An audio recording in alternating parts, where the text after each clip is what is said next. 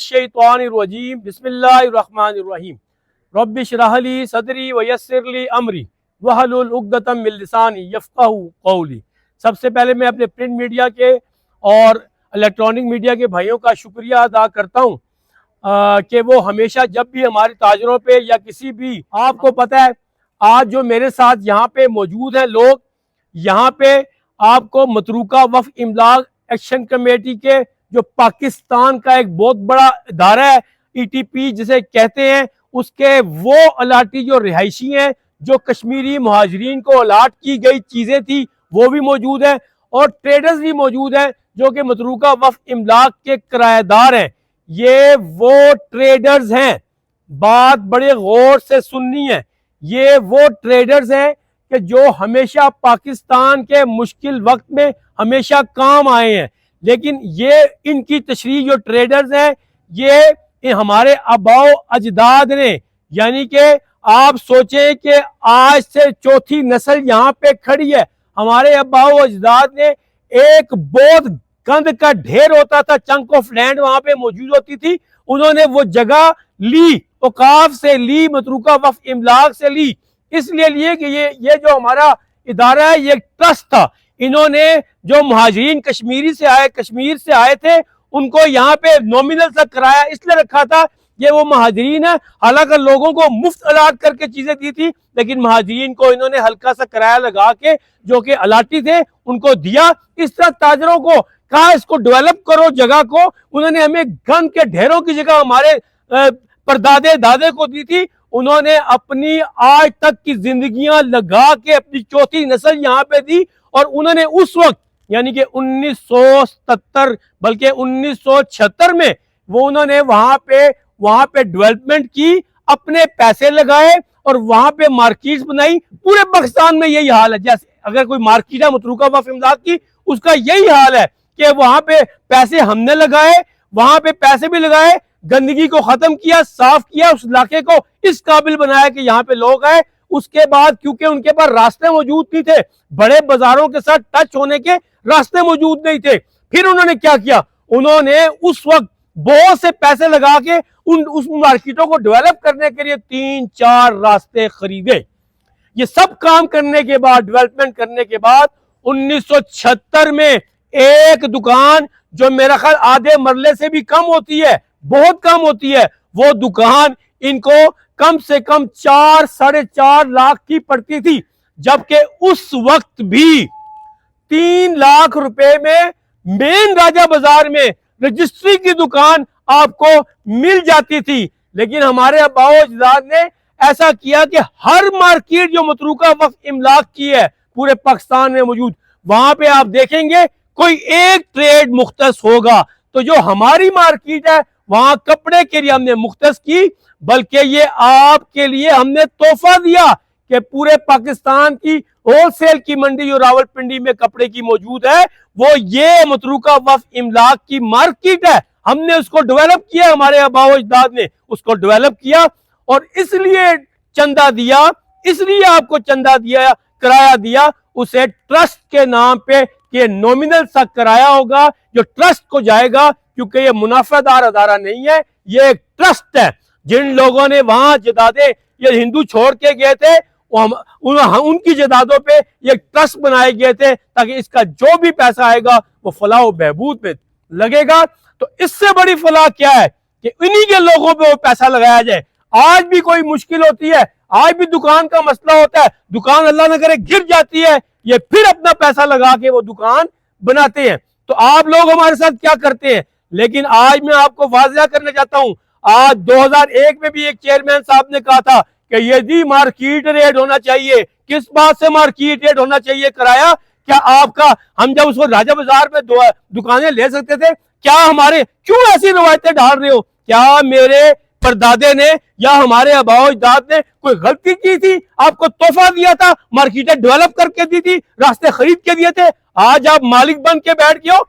जबकि आप लोग जो ब्यूरोक्रेट यहाँ पे आते हैं, अफसरशाही जो आती है हमें कहती है, वो खुद उसकी शायद 3 लाख तनख्वाह होती है, उनसे पूछा जाए ना। हम तो टैक्स भी दे रहे हैं, महंगाई में भी पिसे हुए, सब कुछ हमारे साथ हो रहा है, उनसे भी पूछा जाए 3 लाख तेरी तनख्वाह है, تیرے پاس اربوں روپے کی جائیداد کہاں سے آ گئی ہے؟ آج اس کا احتساب کیا جائے. ہم تو پھر ٹیکس دینے والے لوگ ہیں, ہمیشہ کبھی ٹیکس کا بورڈ ڈال دو گے, کبھی ہمارے پہ ڈال دو گے, ان پہ یہ گراف وہ بڑے لوگ چھوڑ دو گے, چھوٹوں پہ بوجھ ڈالنا شروع کر دے. خدا کا واسطہ ہے, پاکستان کو چلنے دو, تاجروں کو کام کرنے دو. اور وہ جو اگر ہونا تو یہ چاہیے ڈی سی ریٹ پہ ان کو الاٹ کر دیں, ڈی سی ریٹ پہ ان کو رجسٹریاں کرا کے دیں, ان کا حق بنتا ہے. ویسے بھی اللہ کے قانون کے مطابق جو پیداوار کرتا ہے زمین اس کی ہوتی ہے. خدا کا نام لو آپ لوگ. تو اس طرح کا کام پورے پاکستان, آج جو میں یہاں پریس کانفرنس کر رہا ہوں, پورے پاکستان میں پریس کانفرنس ہو رہی ہے. کراچی میں بھی پریس کانفرنس ہو رہی ہے متروکہ وقف املاک کے خلاف, اور لاہور میں بھی ہو رہی ہے, بنو میں بھی ہو رہی ہے, پشاور میں بھی ہو رہی ہے, آپ کا حسن ابدال میں بھی ہو رہی ہے, ہری پور میں بھی ہو رہی ہے, ایبٹ آباد میں بھی ہو رہی ہے, اور گجر خان میں بھی ہو رہی ہے. اس طرح پورے پاکستان میں ہماری متروکہ وقف املاک ایکشن کمیٹی کی پریس کانفرنس ہو رہی ہے. اور یہ بتانا چاہ رہے ہیں, زیادتی نہیں منظور, زیادتی نہیں برداشت کریں گے.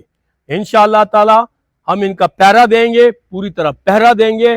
نہ 2001 میں بڑھنے دیے تھے الحمدللہ, نہ 2006 میں بڑھنے دیے انشاءاللہ اللہ کے حکم سے, نہ 2024 میں تمہاری یہ غلط خواہش پوری کرنے دیں گے. جائز بات ہوگی ضرور مان لیتے, لیکن آپ کو یہ بھی بتانا چاہتے ہیں ہم آج ہم افسوس کے ساتھ ہمیں کہنا پڑا ہے کہ آج ہمیں chief of army staff Pakistan کے جو ہیں عاصم منیر صاحب, ہمیں ان سے اپیل کرنی پڑ رہی ہے کہ جس طرح آپ نے اور سسٹم آپ نے بہتر کر دی ہیں, اور یہ بھی آپ اپنے ہاتھ میں لیں, اور ان لوگوں سے جو آپ کے راشی لوگ ہیں ان سے ہماری جان چھڑائیں.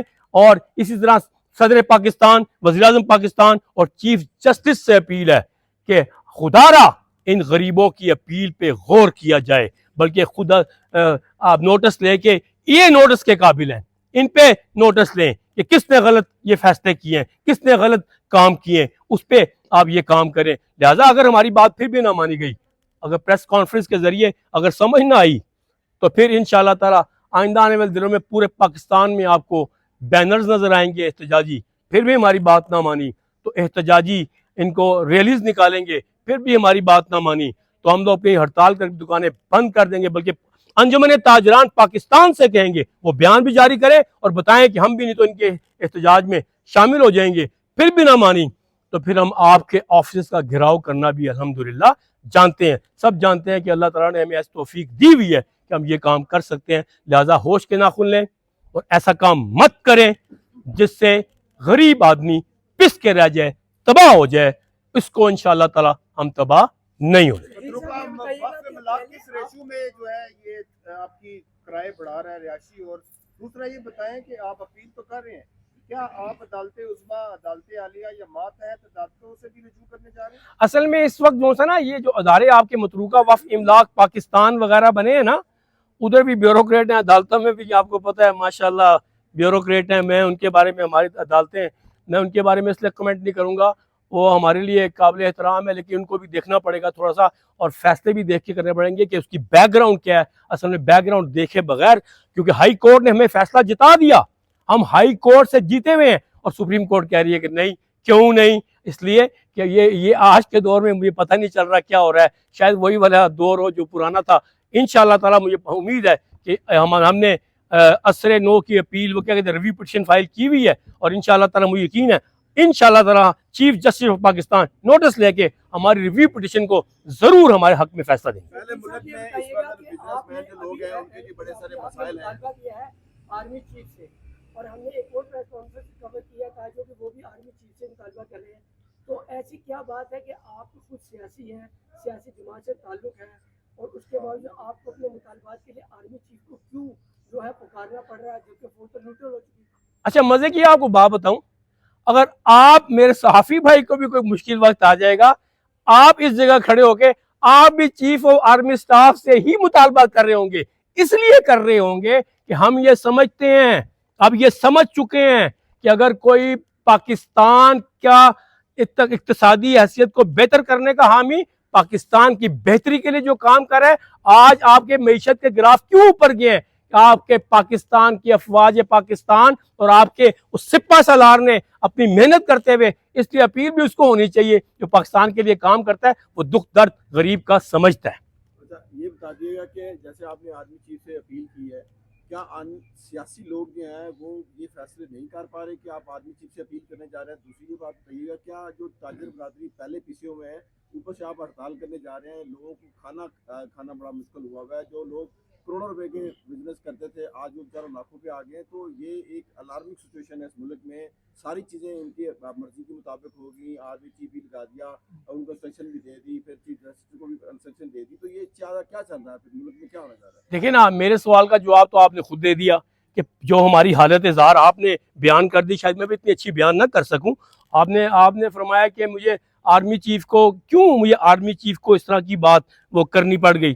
بھائی آرمی چیف جو انہوں نے لگائے ہوئے چیف آف آرمی سٹاف ہیں، یہ بھی سمجھتے ہیں کہ ہمارا ان کے بغیر، آرمی کے بغیر اور چیف آف آرمی سٹاف کے بغیر گزارا نہیں ہے. لہٰذا پورے پاکستان کی 25 کروڑ عوام کو اگر امید ہے تو پاک فوج سے ہے.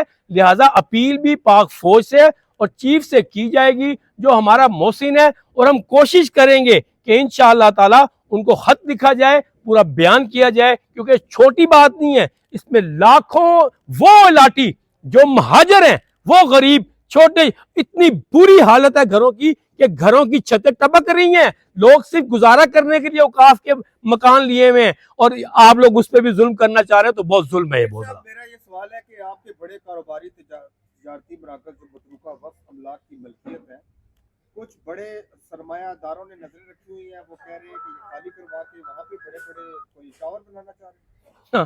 یہ کوششیں کئی دفعہ کر چکے ہیں وہ بڑے بڑے سرمایہ دار.